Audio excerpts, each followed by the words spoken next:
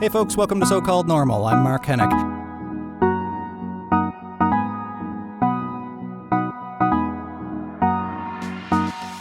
Today on the show, we have Bob Rae, former Premier of the Province of Ontario, former interim leader of the Liberal Party of Canada just prior to Justin Trudeau. We had a wide-ranging and I thought amazing conversation about his life, his experience in politics, sure, and as being now a statesman in Canadian politics.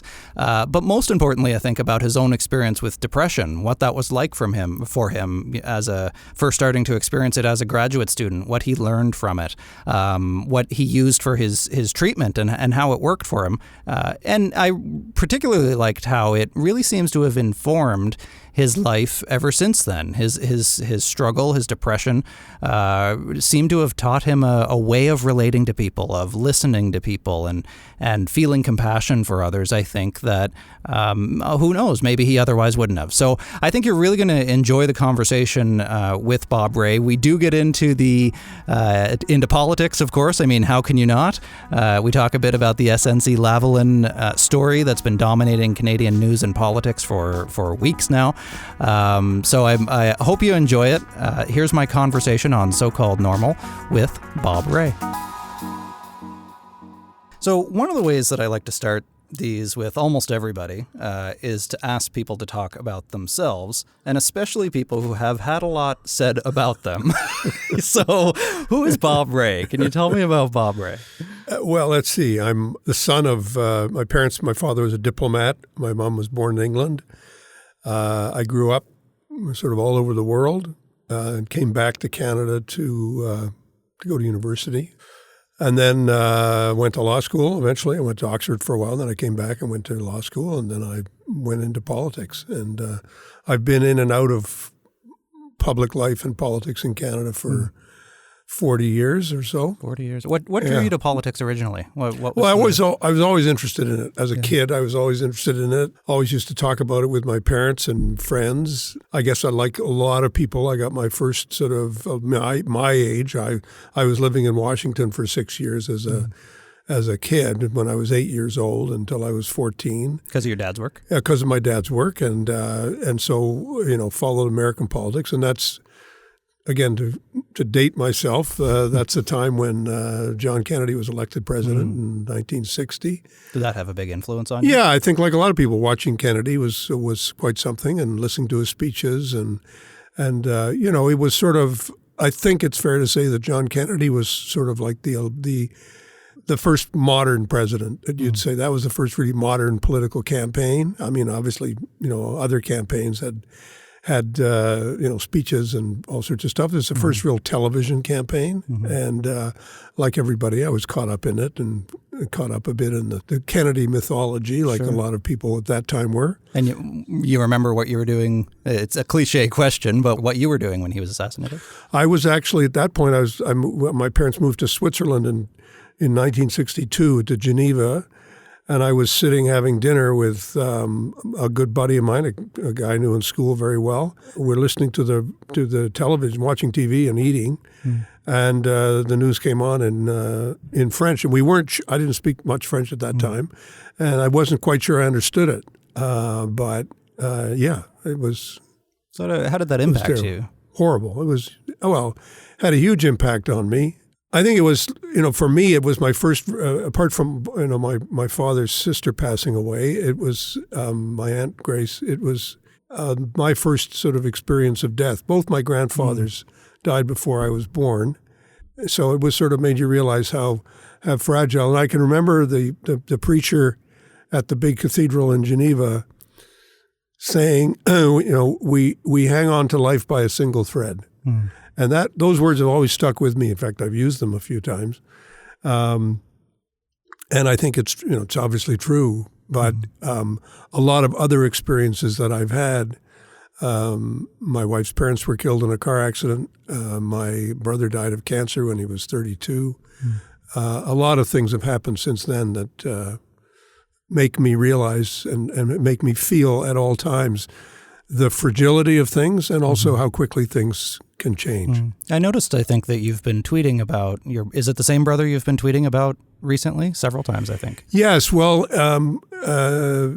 the reason for it was that a doctor when my brother died, our family decided to set up an award in his name, a research award, and really help to fund research in cancer. And he died of leukemia, a lymphoma.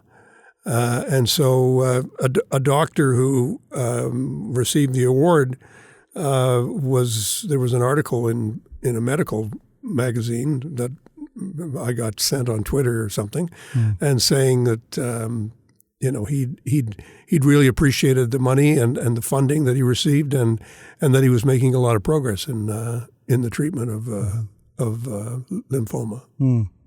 These early experiences, I find death and grief more than anything else can put us in touch with our own vulnerability, certainly. So how did that impact your political evolution early on in terms of becoming a progressive, becoming NDP Premier of Ontario? Why not to say that all conservatives are angry, but why not go angry and conservative? Why go compassionate and progressive? Well, I've never been attracted to the conservative side of the equation. With a little exception, which I'll get to in a minute, and that is to do with the powerful role that institutions play. I'm not a revolutionary. I don't like to see things destroyed if it can be avoided. And I like to build with what we have and improve on what we have and make what we have better, and not just throw it all away and pretend you can start all over again. And a lot of the work that I've done, a historian, watching, reading, I do a lot of reading still, how things, people who claim to be revolutionaries. And I always used to joke about Mike Harris when he called himself the common sense revolutionary. And a lot of destruction was built into that, and I think a lot of destruction is built into what Mr. Ford is doing, and I don't like it, and I don't. He didn't like me, and I mean what I did, and I don't like what he did. So the feeling is mutual. And that's what I mean. Like, it seems like when we come to this crossroads, we can either tear things down or build them up. And you've been dedicating your career, it seems, to building them up. Yeah, and it's because because I do think that things are fragile, and that the trust we have in one another is fragile. The basic, the appeal of populism, which is basically built on distrust and mistrust, and I think is something we have to be not just wary of, but I think we have to, call it for what it is, and deal with it when it emerges. And it's clear around the world that it's emerging in very difficult and sometimes very dangerous ways. So that's been a consistent part of my views about politics and life a lot. Historically, have you seen over the course of your career the pendulum swing this far toward populism and conservatism, nationalism in the past? Or is this different in some way? Well, historically, yeah, you can say there have been times when it's happened, but certainly since the 60s, it's the worst that I've seen in Canada, and not only in Canada, but around the world. The move to Brexit is, I think it's just nuts. To me, it just doesn't make any sense. I can understand. I understand I think the underlying anxiety that a lot of people feel about, how change has not benefited them, and how the gap between those who are doing well and those who are falling behind is still very present. But I don't think the answer is to tear down all the structures that have given us so much advantages in terms of mobility and openness to the world. And you can't really stop a lot of this process of technological change and other kinds of change, which have a big impact. And I think the desire that some people have to sort of say, well, let's protect ourselves from this change, or let's keep ourselves out of the change, is unrealistic. It's unachievable, and it's ultimately just taking us down a bunch of political rabbit holes. Right. During your time as Premier of Ontario, what are some of the accomplishments that really make you proud, that really were in line with your values? Well, we saved a lot of jobs. We were facing a tsunami of economic change, and there were a lot of industrial jobs lost, not to become too kind of complicated about it. I mean, it was a real burst of a real downturn in the economy that started in late 89, 90, and then just kept spinning. And Ontario was at the heart of it. In that context, we saved a lot of jobs. I mean, we went into a lot of industrial disputes and, changes in the north of Ontario. The de Havilland business looked like it might, be badly impacted by the decision of Boeing to sell the company. And so we moved in and offered to partner with an industrial partner. It turned out to be Bombardier. And we saved a lot of jobs. And so I look at that as being very, very positive. I look at what we did in terms of fighting racism, identifying the need for employment equity, changes that we made in mental health, listening to patients, clients, understanding better their needs, and really, I think, contributing to a much more positive attitude and atmosphere there. Doing a lot in terms of the reform of healthcare, trying to improve it, expand it. We we created the Trillium Drug Program, and we expanded it so that people facing long-term chronic illnesses like AIDS, but many others, would not be bankrupted by that experience. And I think there's still a debate about pharmacare, which is still going on, which needs to go on in our society. We were pioneers on housing and transit. And I really, really regret that the changes that we made and the investments that we made as a government were stopped literally in their tracks by the Conservative government. It seems like you have a good humor about this because everybody likes to blame Bob Rae for things. But then, I think about, for listeners who don't know Toronto, I live on Eglinton Avenue, which is currently digging a new underground light rail system, which I believe you had actually started years ago, but then was canceled after. No, but it was not only canceled. Filled in with concrete? It was filled in with concrete. I mean, you look at it and you just say, this is nuts. I mean, sure, look. Spiteful. I fully appreciate that not everybody agrees with what we did. Sure. And some of the changes that we made, or we asked public employees to take days off, which were eventually named after me. And the Rae days. As I say, no other. I always tell people no other premiers had days named after them.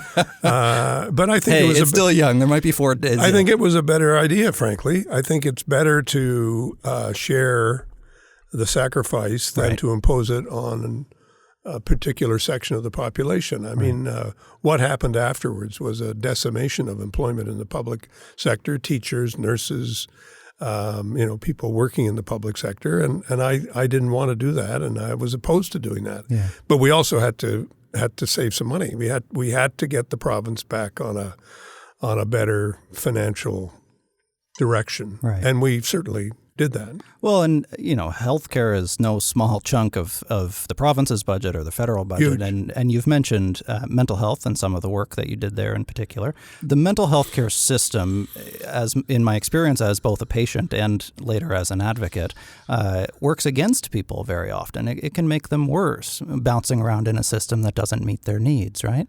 Eventually you feel hopeless and helpless because you see all these professionals and you expect them to help you, and they don't. You must have heard this from patients over the years. I've not only heard it, I've seen it. I mean, I think mental health is among the most difficult of illnesses to deal with. And from a personal standpoint, I think it's mystifying why some things happen to you. And I think it's taken us a long time as a society over many, many centuries to better understand that you're not being seized by witchcraft or made crazy by some alien force.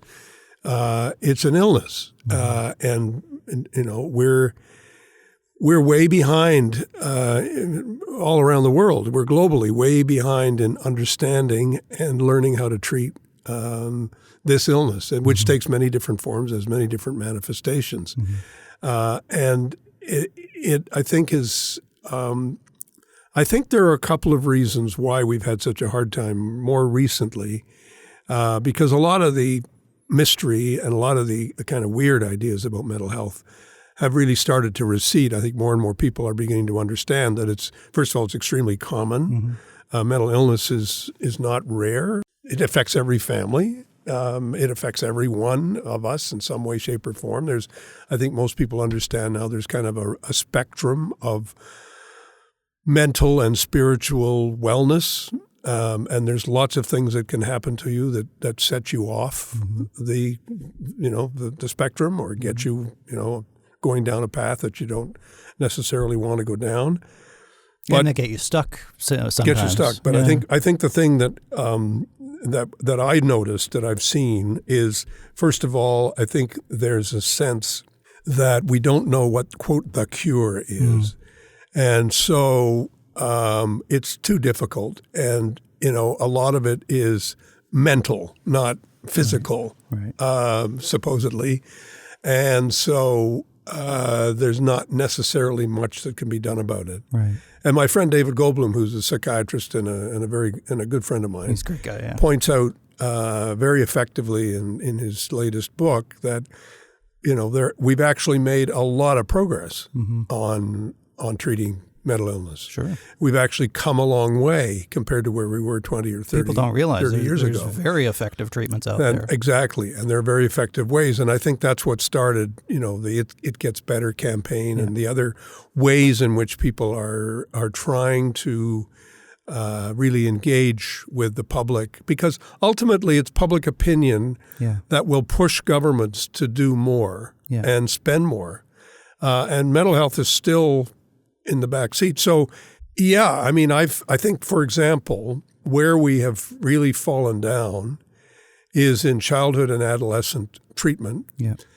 And the fact is, if we get at it early and identify the signs and signals early, we can make a big difference. Sure. One of the stats from the Mental Health Commission, I think, is something in the neighborhood of about 70% of adults who have a mental illness say it started, that they could identify the symptoms in childhood or adolescence. And if we can get teachers and others to figure out better how to deal with it, how to identify it and how to see the signs of it, then you got to have treatment places. And the problem is we don't have enough places where people can get treatment. Right. So if you take something like adolescent residential care, we're way behind. And in the U.S., they have a lot more, but obviously it depends on whether or not you have insurance. Right. But at least, 60, 70% of Americans have some kind of insurance.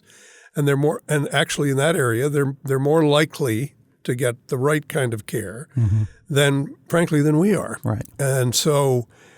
And it's recently actually been announced here in Ontario that a limit on the number of times you can go to see your psychiatrist. Well, that's being proposed. I think there's going to be a battle about all those ideas, because I think they are, again, that is I think speaks to a stereotype that the people who are going for psychotherapy or going to see a psychiatrist are somehow malingering. I used to do work in workers' compensation years ago, and they used to talk about functional overlay, which was sort of a fancy word for saying this guy or this woman is faking it, or they're exaggerating symptoms, or there's a psychological problem which is making them malinger and not get back to work. And that, I think, is a very common stereotype about people who are getting therapy. Right. I mean, there are various kinds of therapy and various kinds of treatment.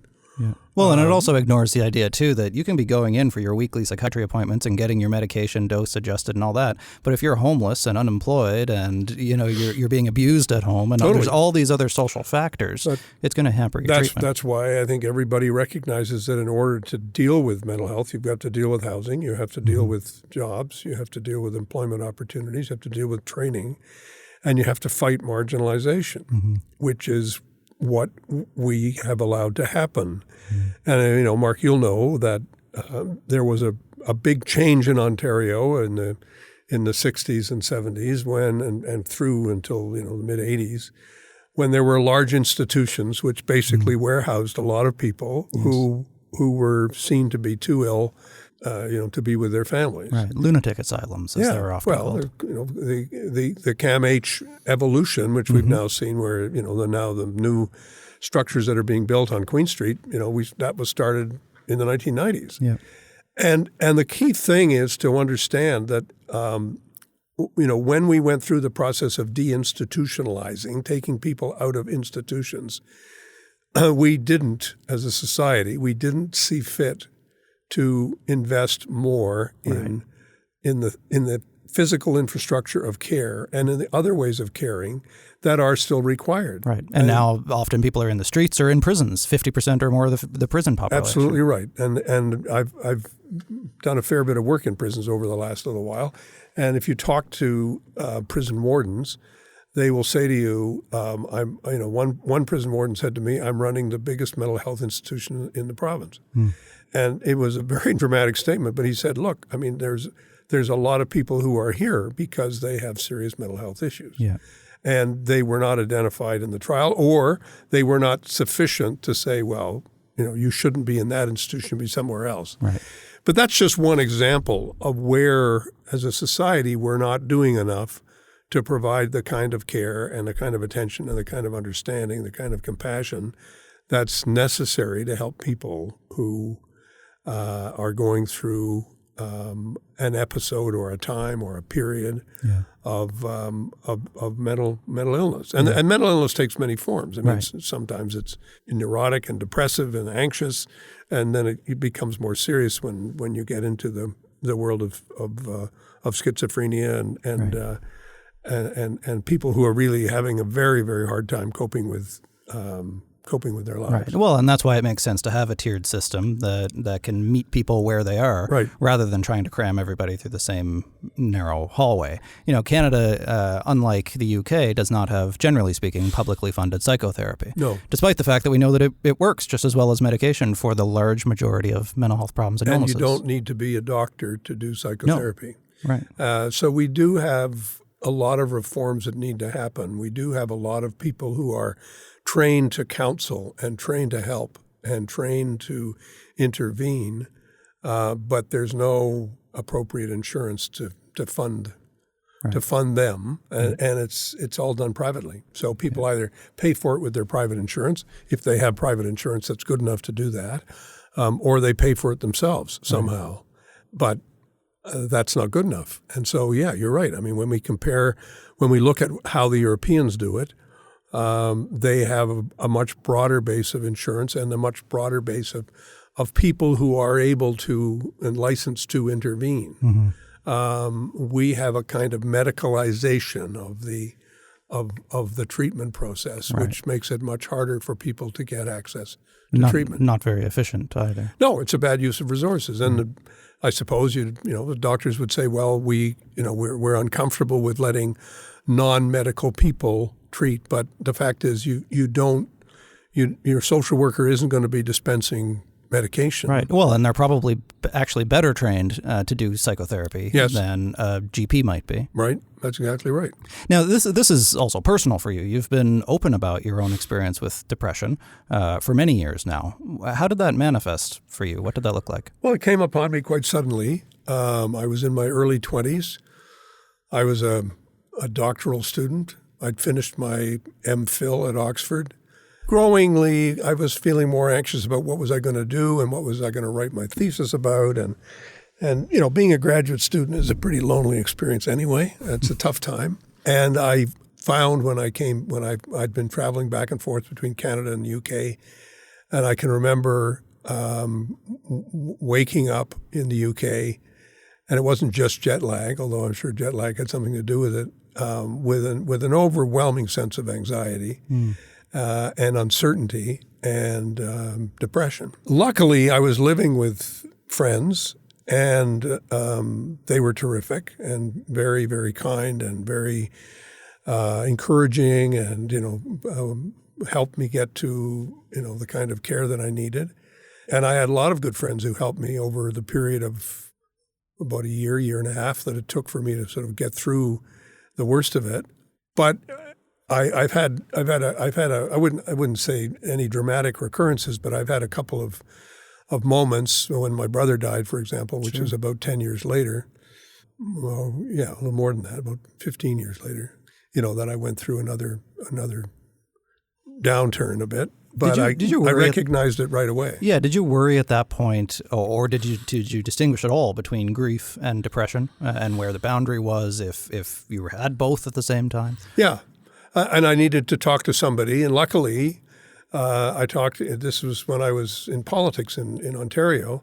And I went to see a psychiatrist who had been the head of mental health services at U of T when I was a student. And I knew him not because I'd been going to see him professionally, but because he was this well-known guy around campus. Right. And I went to see him, and it was interesting to me that it was actually quite different from the earlier experience that I'd had, where I went into therapy and saw somebody 3 times a week, and it was, and it was, if I may say so, it was very English. It took a long time to kind of get the emotional stuff through, through childhood stuff, all and the rest Freudian and everything. Did you lay on the couch? Yeah, Did you have no, to do, not quite. We were in chairs looking at each other, but and I read a lot. I mean, he encouraged me to say, look, you can read about all this stuff. You can identify the symptoms and the markers, and you can see when it's happening to you. So, work on this and work on that, and break down the isolationism and break down some of the things that you're experiencing that everybody experiences, and so you've got to learn how to cope with them. And, it's interesting because the last sort of experience I had with a therapist was in the period just before I became premier. When after that experience, I needed another kind of therapy, but I coped on my own, political therapy. But I think the one thing it did was it obviously increased my own insight into what I was going through, what was all about, and how to cope with that. Were you always open about it, or did you worry, especially as you got into politics, that somebody might find out that you saw a therapist, for example? Stigma is very different now. I was very open about it, and it made my parents very uncomfortable. In fact, really? my mother warned me. She said, "Be careful. Don't be too outgoing about it because it'll be used against you." Was it ever used against you? Did you get a Dukakis kind of? No, never. And I mean, I've never actually talked about it with a colleague saying, do you think that was a mistake or not a mistake?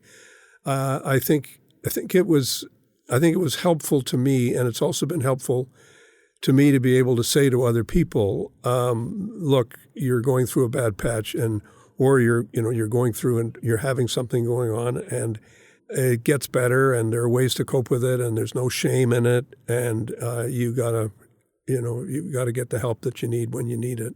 Yeah. And I continue to do that. I mean, I continue to get asked by people saying, do you know anybody? I don't provide any therapy myself, but I certainly talk to people about why it's important to get the help you need, and to take the time you need to get the help you need, and to understand that I didn't take any medication, and I don't even know in the early 70s what was available. But now I think there's a whole range of medications that can change and help people to manage and find the balance. I think the thing that takes over when you have severe depression and anxiety, which I did for a period of time, is that you aren't yourself. You don't have the perspective that you need to kind of understand what you're going through. Right. And that's what leads to very dark thoughts and thoughts of suicide and all that kind of thing, which you really have to deal with upfront and more quickly, because that's how we lose people. Had you ever had thoughts of suicide in your experience? Yeah, but not for a long time. How did you deal with that?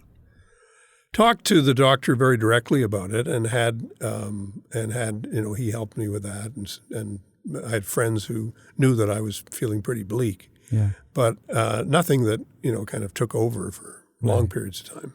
So how do you maintain your wellness now? I mean, it sounds like your experience actually gave you a lot of insight. What do you do now? Well, I try to. I mean, there's the things you learn. I tried to like myself more, push myself a little less hard. Take a few more Rae days for yourself. Take a few more Rae days. Try to enjoy the moment and enjoy, the experience, be more mindful of, what's going on every second or every minute or whatever's going on. I do have a tendency to become a little preoccupied and sometimes a little bit remote. And I know I have to watch that because it does tend to lead to a bit more isolation. But I went into politics having gone through this experience and lived with a lot of criticism and a lot of attacks from all sides. And I'm active on Twitter now, so I still get a lot of flack on Twitter. I guess so. I was reading, though, and I want to read this to you because I learned something new today, and I like learning new things. First of all, that you've been mentioned in the same article in terms of leaders who have had mental illnesses as Lincoln, Churchill, Martin Luther King Jr., Roosevelt, and Bob Rae. So I think that's very nice. But also I was reading from an article from the Toronto Star back in 2011. You were probably familiar with it. Is depression Bob Rae's secret weapon? And in the opening paragraph, it says, there's an old American phrase, clear grit, which means the real thing, dedicated and persistent, that quality promoting resilience in the aftermath of adversity. And here's what I learned, that it's the phrase which inspired the nickname the Grits for the Liberal Party of Canada. After you were NDP premier, and for those outside of Canada, the NDP are traditionally further left than the Liberals, unless you're in Nova Scotia. But that's a different thing. Why the jump from the NDP to the Liberal Party and eventually to become their interim leader? Well, it wasn't actually a jump.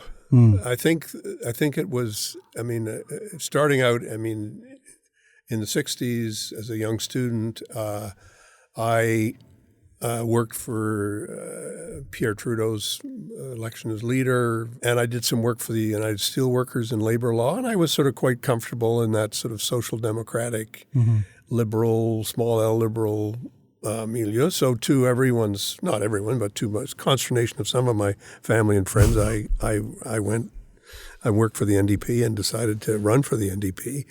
And I was elected when I was pretty young. I was 30.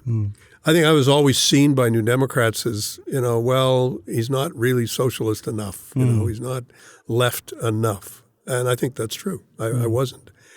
And so what happened after 95 when the government was defeated and I decided that I needed to take a break from politics was that I found, and I think if I'd stayed it might have been different, but since I left, there were very few New Democrats who were ready to kind of really seize the day and say, we're not going to run away from what we did. We're very proud of what we did. But as time went on, it became clear that I was drifting away from sort of the hard left analysis of what had happened, and was slowly but surely feeling a little bit more that the Liberal Party was where I was more comfortable. I continued, by the way, to support and engage with New Democrats across the country.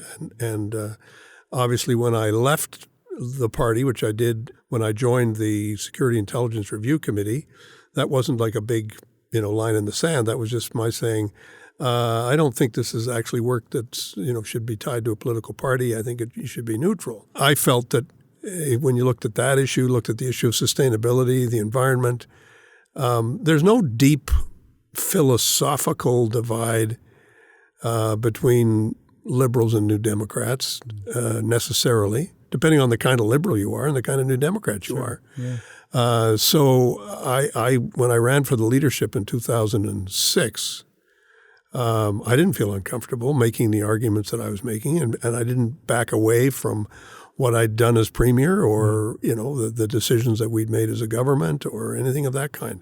And so people say to me, what your question was, for those of you who've forgotten what the question was, did you jump? And I said, no, I didn't jump. I walked and I thought. Well, so, and I think on that might be part of the reason why, at least as far as I can tell, your legacy has evolved into more of a statesman than a partisan, it seems, because you've touched so many different parts of the political system. Now, of course, our politics in Canada are dominated by the SNC-Lavalin scandal that is very partisan in many ways. With an election coming, that's not surprising. You've I think that I've seen that you've talked a little bit about this. What are your feelings around this entire bucket of issues? Well, I mean, again, at the risk of getting really boring, I mean, I think the idea of a deferred prosecution agreement is something that's quite common in a number of countries to deal with corporate misbehavior. It's not a corrupt capitalist plot. It's actually a sensible evolution of public policy because you want to be sure that you can correct the problem, which is corruption. And you want to be sure that you're going to get a change in behavior and that you're also going to get punishment. And the deferred prosecution agreement, which is really a kind of a plea bargain, if you like, that allows for a company to continue without being completely obliterated, but has certain conditions attached to it in terms of how it's supposed to be applied and what's supposed to happen and how it's supposed to happen. So that's the first thing. The second thing is, I believe very strongly that in the principle of prosecutorial independence, I believe that ultimately on the prosecution side, the Crown Attorney side, the Attorney General side, the decision and the discretion to apply decisions has to be independent of partisanship. When I was Premier, obviously there's a lot of issues that the Attorney General of Ontario deals with. I never once expressed an opinion about a prosecution. I never once thought it was appropriate to discuss a prosecution with the Attorney General. And it would have been severely criticized if I had. So I guess where I'm coming from is to say, let's look at these two principles and figure out how they were applied. So some of the things that are being said, I think, are highly exaggerated. I think it's very exaggerated to say that there was a deliberate attempt to obstruct justice or to interfere directly in the application of these principles. That isn't to say that I was particularly, or I am impressed with how this whole thing has happened. Right. And I think, in fact, the Prime Minister has said, he could have communicated things better and he could have done. But I would still say that I think it's important for the government to hear, for the world to hear, not just the government, but everybody to hear from the Prime Minister that he gets the principles and he understands them and he would not tolerate any deviance from those principles because I think they're absolutely profound. At the same time, as a very good professor at U of T has pointed out, Kent Roach, when you're dealing with the question of should or should there not be a deferred prosecution agreement, it's not at all inappropriate for the Attorney General to consult with her colleagues and say, what do you think about this? And for the decision that's made to say, no, we're not going to do that, we're going to go down this other path, to say, this is why I made my decision. That's a decision that I've made, and this is why. There's an awful lot of blurred lines here about how and why things took place that I think need to be, and over the course of time they'll be cleared up. Well, now, the other thing I just to complete the circle is to say, and again I'm on the outs on this one, is to say I regret the decision of the Attorney General to resign from Cabinet as Veterans Affairs Minister. I regret the decision of Jane Philpott to resign very much. And I don't think that a caucus has to be unanimous in order to be united. And I think we need to think that through. But again, and what role does party loyalty play there? I mean, two new MPs, right? Yeah, and I think but the fact is the Liberal Party always prides itself on being a big tent. Right. And so you say, well, I think it's, Is that a downfall, though, of the big tent? I mean, it's not like this tight Harper conservative government where everybody needs to toe the line, right? But the risk of that is that things like this might happen. Well, there has to be a degree of, as I said, it's not about unanimity, it's about unity and confidence and trust. Right. I think it's very clear to everybody that some of that wasn't there. Right. And so when that breaks down, as I think I said in a tweet, that's the key ingredient. That's the that's the key part of the political process. Can I trust the people that I'm talking to that they will keep a confidence? Can I be assured that I'm not suddenly going to be judged, or somebody's going to say, well, I'm going to take a walk if you said this or you said that. And I think that's part of the problem that the Prime Minister faced, was he had a lot of caucus colleagues and a lot of people within the caucus who felt that that trust had gone. And you had public statements from both the Attorney General and from Jane Philpott that showed that they didn't have a huge amount of trust and confidence. So that's a real problem. But if you say to me, do I think for a moment that the Prime Minister, that what happened was a scandal, or that the Prime Minister tried to do something that was, illegal or, completely wrong, I wouldn't take that view. Now, the alternative, of course, is that we go back to a Conservative government. An NDP government doesn't seem very likely. So how damaging is this for the Liberals in the coming election? And I think people do need to appreciate that this is probably being blown up as a scandal, not because it's not wrong. It does sound like there's some issues here, but because it's approaching an election year, right? This is what the Conservatives and other parties need to be doing, it seems, in this time. So are the Liberals in the woods again, or can they survive this? This is a podcast about resilience after all. I think it is a test of resilience. I think that's exactly what it is. I think the Prime Minister has a lot of resilience. I think he has a lot more than people realize. I mean, people forget that he went into the last election in third place in some polls, and wasn't fazed by that, wasn't fazed by the fact that, the numbers didn't move quickly, but they did move quite substantially in the course of the election. And I think anybody who says the election is over, the Conservatives have won, you're just not thinking things through. I think but it is a test of his resilience, and I think it is a test of his ability to really connect and, frankly, to reconnect with some people who are obviously, rethinking. If you look at the polling numbers, I'm not saying anything that isn't in the public domain. Yeah. The polling numbers show that, he and Mr. Scheer are very close on best for Prime Minister numbers. So obviously what happened the last time was that his numbers grew substantially when it came to be looking at, who's best for PM. I will be supporting Mr. Trudeau in this election, and I believe that he should continue to be the Prime Minister. What does Prime Minister Trudeau need to do to regain the trust of disaffected Liberals, progressives who have been impacted by this? Well, I mean, I think the government has been and is a progressive government. I mean, when you look at the battle that we're fighting on climate change, the very necessary public policy changes that we need to make in order to get us on the right side of sustainability. As a country, we have not always performed as well as we need to on the question of sustainability and making our economy more less polluting and more efficient and dealing with those underlying issues. There's no question we face a massive crisis globally. And the frustrating thing for anybody in politics today is that you can do a lot in one country, but unless you've got general movement in the right direction, we're not going to be moving quickly enough to deal with the extent of the crisis. But I think it's important for Canada to be on the right side on this issue. Yeah. So I think the more he talks about the things that he's doing and the things that he believes in, the better off we'll be.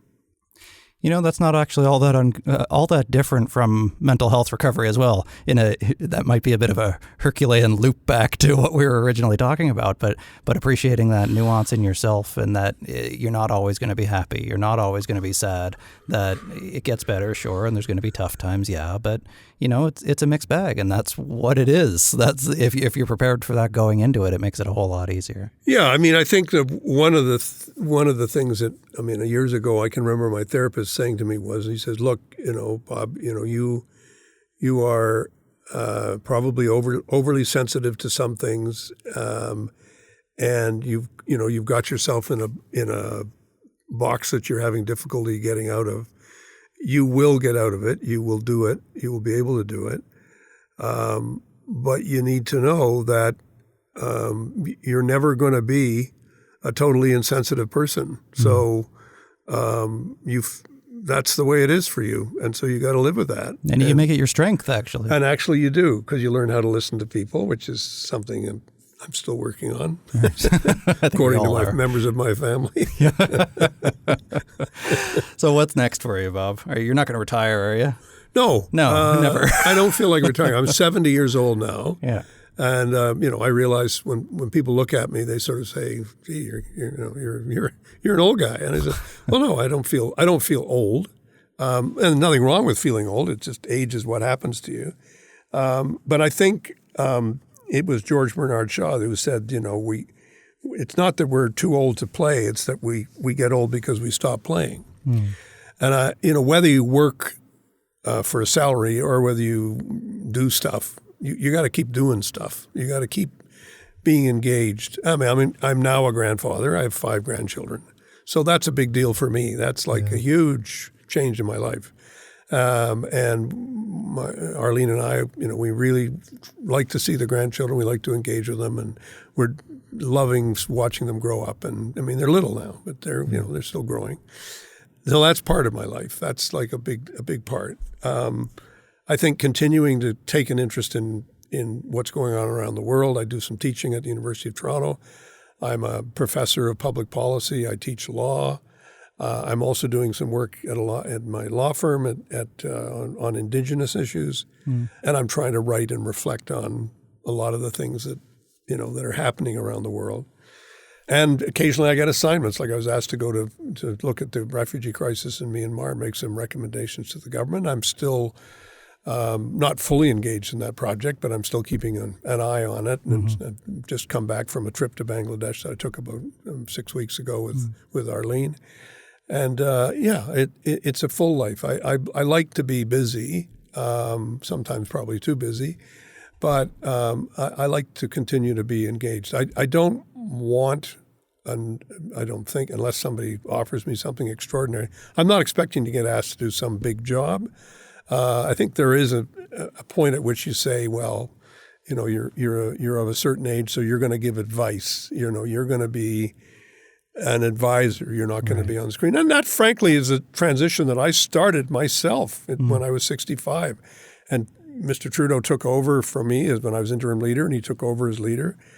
And certainly he was open to my staying, and I felt that, no, actually, it'd be better if I moved on, because he needed to feel that he could fill that space without having somebody second guessing what he's doing or saying, well, why are you doing this? Why don't you do that?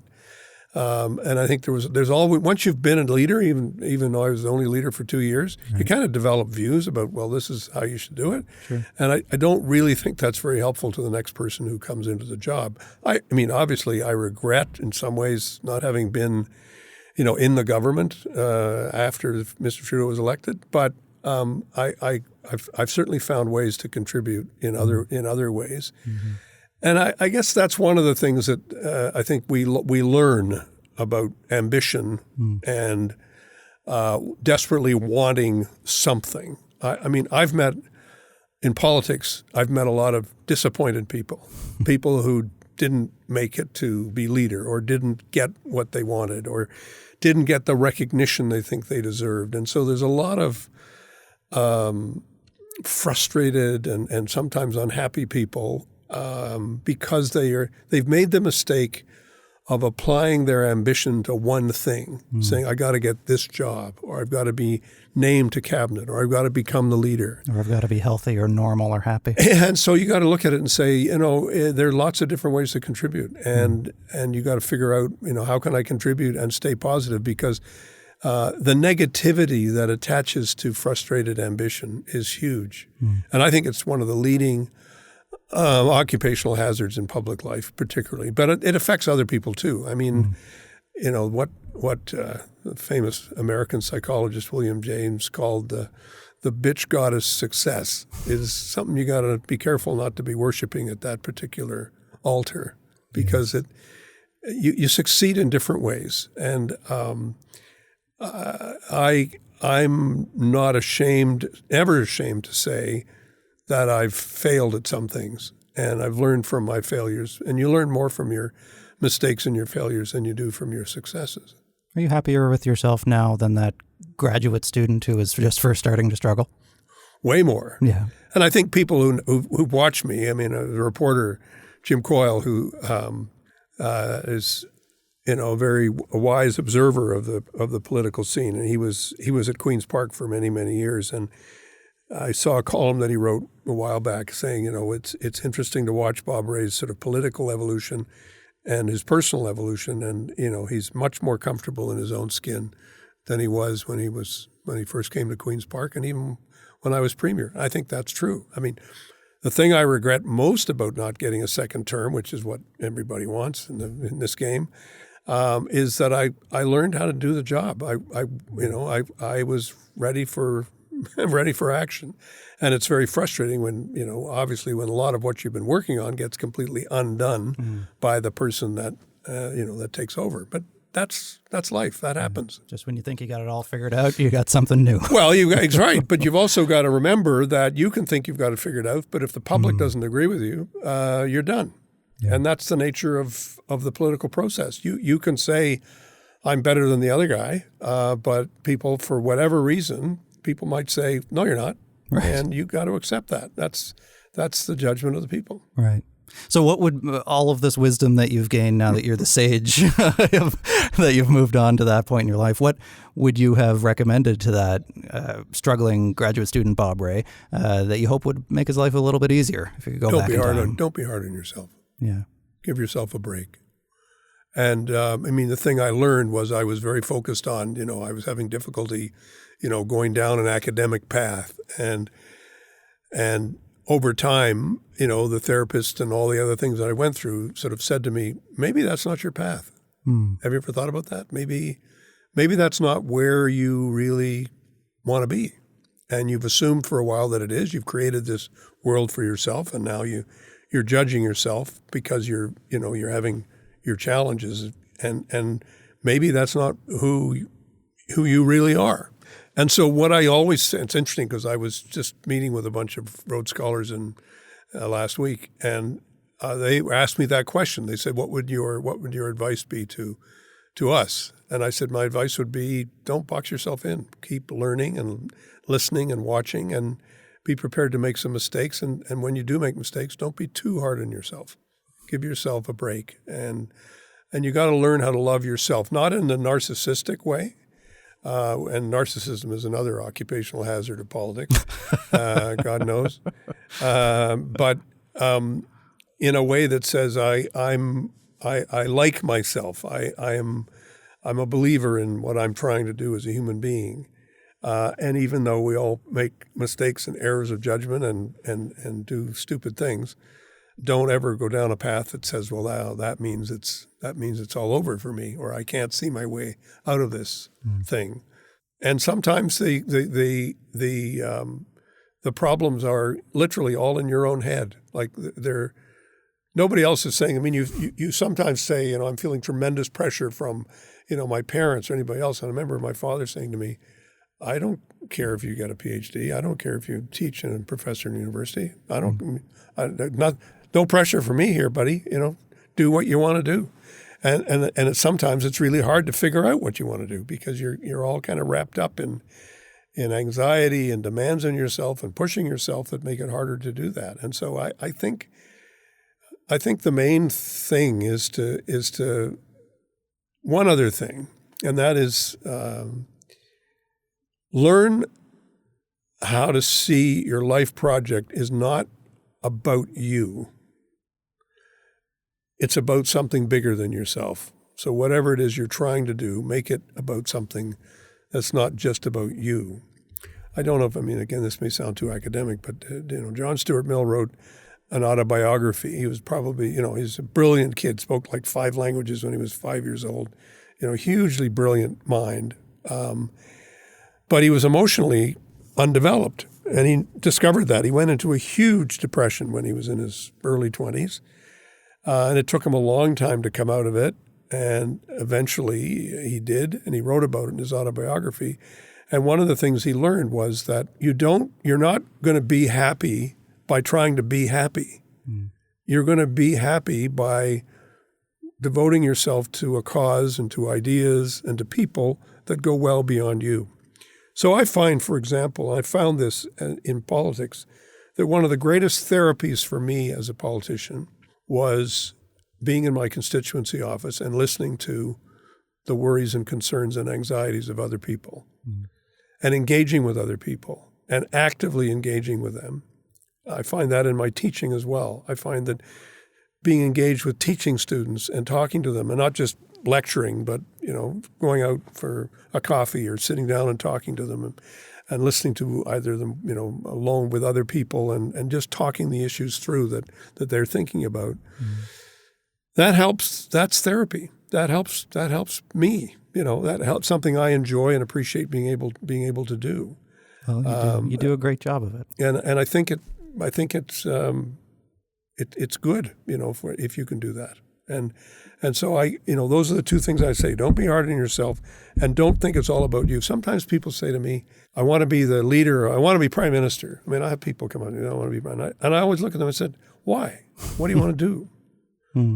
Somebody who says, I want to be prime minister, it's like saying, yeah, okay, it's a job. It's you got to, how do you persuade other people that you should be? Not by saying it's all about you, but by saying it's all about trying to do something, having a set of issues and policies that you want to put forward that are bigger than you are. Right. And I think that's how people distinguish between, raw, naked ambition and the kind of purposefulness that you need to have to lead a productive life. Yeah. And I think that's a big distinction. Well, we have to wrap up, but I guess my last question, do you want to be Prime Minister? Prime Minister Bob Rae? I would have liked to be Prime Minister. I had a lot of things I would have liked to do.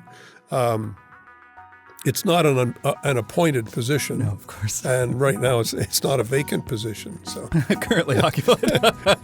Well, Bob, thanks so much for coming in. This has been a pleasure. Thank you. Appreciate it.